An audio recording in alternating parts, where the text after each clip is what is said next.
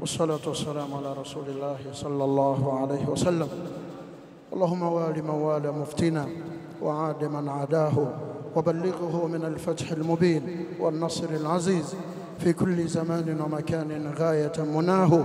اللهم أيد به شرعك القويم ودينك المبين، وأدم عزه ومجده إلى يوم الدين.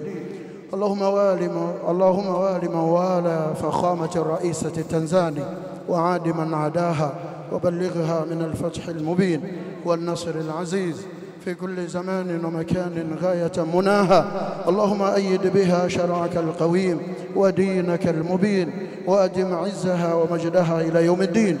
اللهم وال من والى رئيس الزنجبار وعاد من عاداه، وبلغه من الفتح المبين والنصر العزيز في كل زمان ومكان غاية مناه. اللهم أيد به شرعك القويم ودينك المبين، وأدم عزه ومجده إلى يوم الدين. اللهم وال من والى التنزاني وعاد من عاداها، وبلغها من الفتح المبين والنصر العزيز في كل زمان ومكان غاية مناه.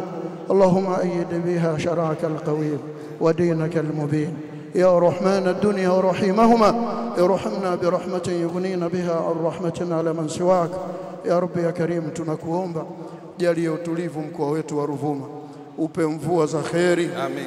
Tuendelee kuwa vinara wa uzalishaji wa chakula kwa ajili ya nchi na nchi za jirani kwa nguvu na uwezo wako ya Rabbal Alamin.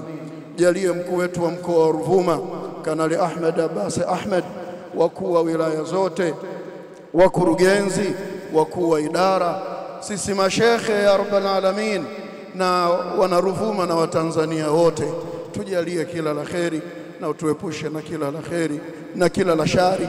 Utusitiri kwa sitara zako, utuhifadhi kwa hifadhi zako.